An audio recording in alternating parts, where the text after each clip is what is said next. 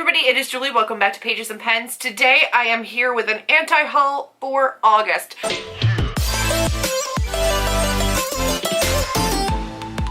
I have done two of these in the past. I did the last one for May and June. July, I think I skipped doing, obviously, and I'm like mid-July right now, and I don't think this is going to go up until the end of July. So I do have a couple books that were on my anti-haul for July that I can talk about. I have my list right here, but I'm going to be mainly focusing on August, and then I have a whole other list for fall, for like September, October, etc. But we're going to talk about the ones that I have for August, and I'll throw in my July's honorary mentions in the beginning of this video. If you do not know what I am talking about, the anti-haul was popularized by Kimberly Clark over in the beauty sphere of YouTube, essentially just going over anti-consumerism and the things that you do not need to go spend your money on and why, and trying to bring down the notch of spend, spend, spend. And since I used to have a beauty channel, I mean, it's still technically there, but I don't make content for it anymore, I figured I would bring that over to BookTube and maybe try to counterbalance some of the consumerism and the buy that happens here on BookTube. Sometimes. Some of us are big library users, not everybody buys all of their books, but I know a lot of us, especially me when I first started on BookTube, I bought everything, whether I thought I was going to like it or not, just because it was what people were talking about. It was not healthy. It was not great for my wallet. This is my disclaimer on all of these videos. This is not to say that these authors are bad authors. They're not to say that they're bad people. It's not to say that I hope their careers fail or that they go broke or that they lose publishing deals or that there's something problematic about their writing. It's just not books that I personally am interested in or invested in. Doesn't mean it's a bad book. Doesn't mean it's bad writing. Doesn't mean the author is bad. This is just stuff that I will be holding out on and not spending my money on because I don't think I need this book in my life right now. It could also mean that I am going to be waiting, maybe not purchasing, pre-ordering, etc. this book, but if it comes on Book Outlet months from now and it's like $2, $3, I might grab it. Or if it's at the library, or it's an ebook or an audiobook that I can get from Hoopla or Overdrive, I might go ahead and check it out. But I'm not going to be spending my money right now on these books for a variety of different reasons. So we're going to get into it. I have a list here on my notebook. I also have Goodreads pulled up for all of these books so that I can share them with you. So let me just go over really quickly the July releases that I was not excited about. Queen of Ruin, which is the second of the Grace and Fury book by Tracy Banghart. I DNF'd book one, so obviously not interested in the second book. There's also a couple of those that I had for August that were like second books of a series where I didn't read or wasn't interested in the first book. So like, duh, I'm obviously not interested in the second book. So I kind of took them off this list, but I won't mention them. Then we have Maybe This Time by Casey West because it's a Casey West book. I don't like Casey West books. I've learned this about myself. I've never given any of them more than a 3 stars. They're just okay. I'm not going to spend my money on them. Also, I feel bad about this one because Chelsea from Chelsea Palmer loved this book, but it is We Walked the Sky by Lisa Fielder. This one is one that I actually did have an arc of. I sent it away to a friend. I got it at ALA. This is a generational circus tale. I made this list back in May. I didn't even know what the book was except for like the synopsis that I read on Goodreads, and I was just like, no. It's kind of historical. It's generational circus. I don't mess with any of that. So that was definitely not on my radar. And then I got it at ALA because she asked for a copy and the person at the publishing house just gave me one as well. I've since sent it on to a friend that I think will enjoy it more than I do. Just My Luck by Jennifer Honeyborn. I don't know anything about that anymore, but that was apparently one that I was not interested in. So that was kind of all that I had for July anyway. And then the rest were all August. So we're just going to get into the August ones because that's what we're here for, right? So I'm going to put my laptop over here on my lap. So excuse me while I look down, but I want to be able to give you as much information as I can. So first up we have Here There Are Monsters by Amalinda Berube. Amalinda, I think is how you say the first name. I don't really know. This one comes out on August 1st, so not far after when I'm filming this. And this is one that I actually got an e-arc of on NetGalley, and I could not get past, I think, 13%. It's like fantabulous, I guess, I don't know. I didn't even get far enough. But it's about a girl whose sister goes missing, and then there's some mystery involved, but there was like odd cards, like they were talking about the queen of this and the king of that and I don't understand anything. She's just tired of being there for her younger sister. She was just kind of sick and tired of always swooping in and saving her, and she's over it. I don't know anything else about the story because I couldn't get into it. It may end up being absolutely amazing. That's one that wasn't originally on the list, but I was like, you know what? It comes out in August. I couldn't personally get into it, so I'm going to go ahead and mention it. Then the first one that was actually like on this list originally, this one comes out on August 6th. Almost this entire list comes out on August 6th. August 6th is like a massive release date. Tuesdays usually are, but like August 6th specifically, so many books are dropping. This is The Turn of the Key by Ruth Ware. I have not in the past jived at all with Ruth Ware's books. I have never physically read them. I've listened to all of them on audiobook, but I just don't enjoy the way that she writes her mysteries. This one specifically is about a nanny. Do I want to read a mystery thriller or like murder mystery about a nanny? No, I don't. It's A, little too close to home, B, an author whose writing I just don't typically enjoy, so that's going to be a hard pass for me. She's writing now to her lawyer from prison. She struggles to explain the unraveling events that led to her incarceration, the constant surveillance from her cameras installed around the house, malfunctioning technology that woke the household with booming music, turning off the lights at the worst possible times. It wasn't just the girls who turned out to be a far cry from immaculately behaved model children she met at her interview. It wasn't even the way that she was left alone for weeks at a time with no adults around apart from a handyman, Jack Grant. It was everything. She knows she made mistakes. She admits that she lied to obtain the post and that her behavior toward the children wasn't always ideal. She's not innocent by any means, but she maintains she's not guilty, at least not of murder, which means someone else is. For #Murder Trending by Gretchen McNeil, this one is, I think, a multimedia type of thing where you're getting stories told via tweets, and it seems to be pretty social media savvy.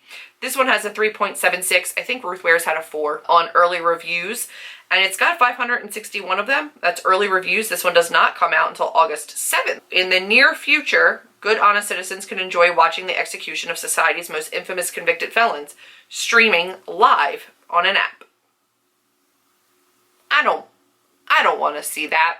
I've definitely started to take up more thrillers in just like my arcs and in my reading. I'm reading a thriller right now that I'm actually really enjoying, but like this is just not one that I don't want this. So we have another August 6th release. This one is A Dress for the Wicked by Autumn Krause. This one is about a girl who I believe starts like, she's like a fashion designer, or she works for a fashion designer, and then like another fashion designer comes in, or there's some kind of like elite contest, America's Next Top Model, or like America's Got Talent, but for fashion designers. And she's a country girl, and she's competing, navigates a twisted world of high fashion, and she starts to wonder, will she be able to tailor herself to fit the dark, corrupted race? No. Then we have How the Light Gets In by Katie Upperman. But this one is about a sister who is trying to cope after her sister's tragic death, and the sister may be haunting her to point her towards clues about what happened. As the oldest of 4 girls, don't want to read anything about sisters dying. I'm going to put these on because I feel like I need them for my computer. So excuse me while I have these on. But yeah, I just... that does nothing for me. In fact, it does the opposite of something for me. This is a 4.25 on 34 ratings. Remember Me by Chelsea Babulski. This is an eerie, suspenseful YA about a teen girl who discovers what connects her to the hotel she calls home as horrifying visions lead her to the truth. It is a haunting tale about breaking a curse that imprisons them, and she discovers the true history of this hotel. The cover, not horrible. Rating is a 4.54 on 10 reviews. I don't particularly care for horrors. I don't think this is going to be one that I enjoy. The cover, it looks old. It almost looks like an old V.C. Andrews kind of a cover. But it's not a premise that is interesting to me. Again, August 6th. Then we have Let's Call It a Doomsday by Katie Henry. Katie Henry has a 4.31 on this book on 29 reviews. A whole bunch of people have this actually rated as to be read, or have rated it. Something about the forced perspective of the end of the world just is not relatable to me, because that's not gonna happen to me, hopefully. It almost seems like an easy pass for things to kind of work out for people. Then we have one that I actually have physically. That is Birthday Girl by Melissa De La Cruz, which I got at, I got this at ALA. But I think I got to page like 40 maybe-ish. And it was kind of hot garbage. I didn't like it at all. And I think that the character definitely makes decisions, and Melissa De La Cruz chose to write a character that behaves in a way that I understand is intentional, but it's also intentional for this author to make decisions about language that this woman uses that are just not okay. So I'm going to give you an example because I just don't care. Brooks was Misha's boyfriend, and no one liked it except Brooks and Mish. To their credit, Brooks's parents were cool about his trailer park hoochie. They were lawyers, and this was Portland, not Boston. Brooks could date whomever he wanted, and he wanted Mish. Who wouldn't? The girl knew how to give head. Then she says, Sam had cut her hair. It was very, very short, like almost a crew cut. Did this mean that she was also going through a gender fluid phase? I dyed a blonde and hated it, so I had to cut it because it was falling out, said Sam. So no, not a sexual orientation signifier. Continues to kind of talk about the fact that, like, she looked like a baby lesbian. Her new lucite heels from the tranny boutique downtown. Yes, she still said tranny. She knew you weren't supposed to say it anymore, which was why she said it. Tranny. You were supposed to say transgender or genderqueer like Sam's friends, all those beautiful boy girls and girl boys. But what else would you call a store that sold 7-inch heels up to a size 15? A store that was practically exploding with marabou feathers. So clearly we have an insensitive main character, just doesn't care about being PC. And I understand that that's a choice that the character's making and that the author chose to write into the character. Maybe she's not supposed to be likable, but I don't want to read that hot garbage. I just don't. It's still a choice that Melissa De La Cruz is using to write this character. And while I understand that not every character has to be likable and not every author has to be super PC and that this is still sending a message, I get that. Whatever, I understand creative freedom. It's what I don't choose to read that. So I DNF'd it. I don't even think I marked it on Goodreads, but I DNF'd it, and I'm definitely not going to be buying it. Last up, before I get to a couple honorable mentions, is Crown of Coral and Pearl, which is by Mara Rutherford. For generations, the princes of Ilara have married the most beautiful maidens from the ocean village of Verenia.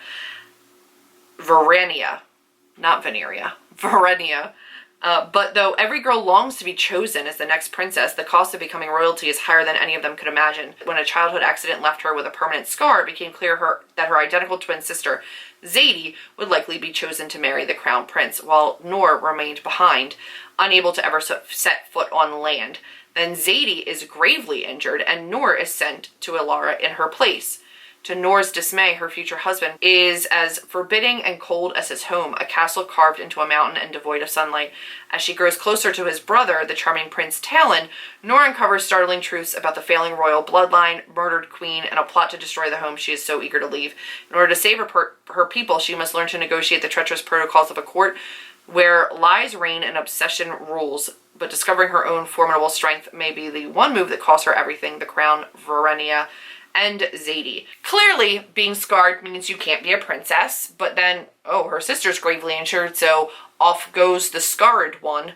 And then we have a evil brother, good brother, but are they really the evil brother, good brother trope? A la other book series that I won't name for spoilery reasons, but we've all seen it. I have no interest in this.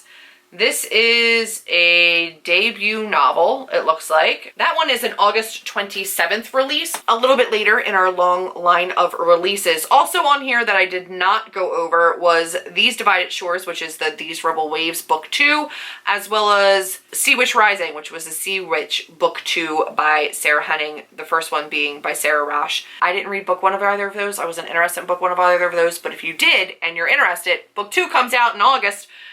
For These Divided Shores, it comes out on the 27th, and for Sea Witch Book 2, it comes out on the 6th. I also had House of Salt and Sorrows by Aaron A. Craig, but I crossed that one out because I'm getting it anyway. It was a fairy tale retelling. I don't have any true interest in it, but I do know that I'm getting it in August regardless. Again, these could be wonderful books. They might be 100% your thing. I might have read a synopsis and you went, shit, Jules, I need that book. In which case, awesome, congrats. I hope you enjoy it. These are just my particular reading tastes. These are just things that I personally am interested or disinterested in. It doesn't mean that you can't be interested in them. Doesn't mean that you can't go out and spend your money on them, pre-order them. Doesn't mean that if you did pre-order them, that you didn't spend your money wisely. You do you, boo. And I'm going to continue to do me. So that's been my anti-haul for August. Look forward to one for the early fall, because holy crap, are there a ton of September releases. I have arcs for a lot of them that I need to read through between the end of July, August, and then the beginning of September. A lot of them. But I am sure that there will still be some books that I'm not interested in, or that I try to read an arc form and just can't get through, that you will be hearing about. I hope you have enjoyed it. I hope you understand the premise and the reason and the message behind it, and you don't take it too personally, because it's not meant to be. So that's it for this one. If you liked it, be sure to give me a big thumbs up, click subscribe, and I'll see all of you in my next video. Bye, guys. Fuck yes.